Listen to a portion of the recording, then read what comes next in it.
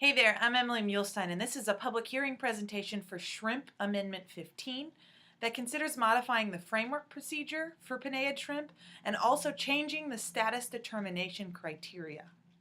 We're working on this amendment because we'd like to determine the overfished and overfishing status of brown, white, and pink shrimp stocks. We'd also like to streamline the management process of our Gulf shrimp stocks. I'll take a moment to explain status determination criteria and why we're taking action. So Penaeid shrimp have not been considered overfished or experiencing overfishing since 1970. In 2007, there was an assessment of pink shrimp that was conducted, and it incorrectly found that overfishing was occurring. This is because the model that we were using to determine the status of the stock was unable to accommodate low fishing effort. So the Council Scientific and Statistical Committee decided to use a new stock assessment model, and we now need to figure out how to determine the status of the stock because the new model uses new parameters that don't necessarily sync up with what we were using. Action 1.1 considers modifying the overfishing threshold so that it matches with our new stock assessment model. Alternative 1 is the NoAction Alternative. So the overfishing threshold is defined as a rate of fishing that results in a parent stock number being reduced below the maximum sustainable yield minimum levels, which are listed below. For brown shrimp, that's 125 million between the months of November and February. For white shrimp, that's 330 million for the months of May through August. And for pink shrimp, that's 100 million for the months of June through July. Alternative 2, which is the Council's current preferred alternative, would define the overfishing threshold as the maximum apical fishing mortality rate computed for the fishing years from 1984 through 2012, plus a 95% confidence limit.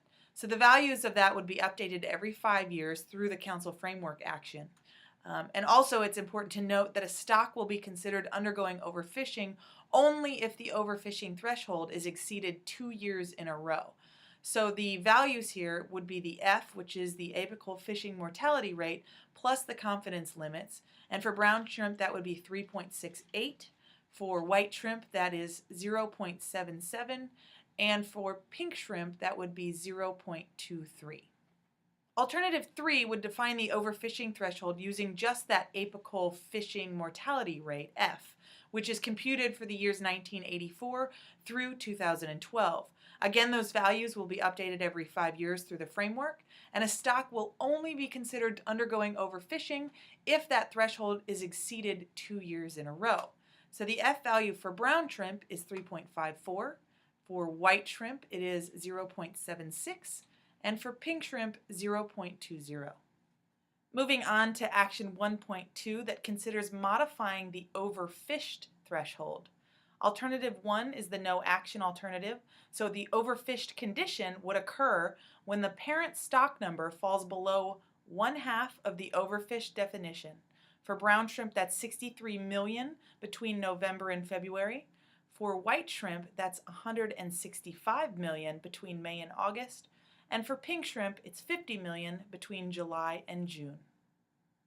Alternative 2 is the Council's preferred alternative, and that would define the overfished threshold as the minimum total annual spawning biomass minus the 95% confidence limit for the fishing years 1984 through 2012.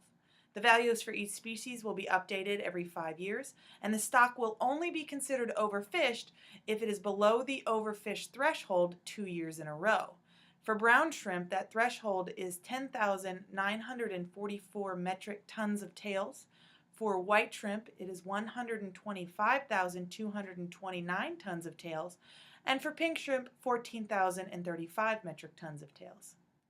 And then Alternative 3 would just define the overfish threshold as the minimum total annual spawning biomass for the fishing years 1984 through 2012. Again, the values for each species will be updated every 5 years, and the stock will only be considered to be overfished if it is below the overfished threshold 2 years in a row. For brown shrimp, that threshold is 11,166 metric tons of tails. For white shrimp, 125,535 tons of tails. and for pink shrimp, 17,502 metric tons of tails. And finally, we are considering modifying the shrimp framework procedure. So the Council determined that modifications to accountability measures should be included in frameworks for all fishery management plans. The reef fish and the coastal migratory pelagic frameworks have already been modified, and we are proposing to make some modifications to the shrimp framework. The first alternative is the NoAction Alternative. The second alternative would make editorial changes to reflect changes to Council advisory committees and panels, and also modify the shrimp framework to allow adjustments to Royal Red Shrimp accountability measures. The in-season accountability measures that could be changed would be closure and closure procedures, trip limit implementation or changes, gear restrictions, and the post-season accountability measures would be season length adjustments, closed season implementation, trip and possession limits or implementation, annual catch limit and annual catch target overage reductions, revocation of annual catch limit, annual catch target increases due to overages, gear restrictions, and also reporting and monitoring requirements. The third alternative would allow the Council to make editorial changes to reflect changes to Council advisory committees and panels, and would also modify the shrimp framework to allow adjustments to the Royal Red Shrimp accountability measures.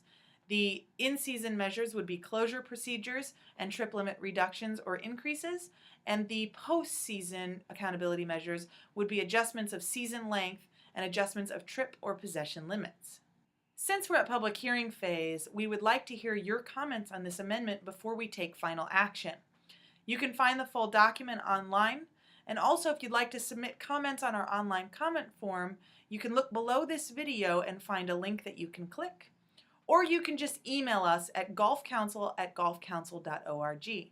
Thanks so much for taking the time to watch the video and send us your thoughts.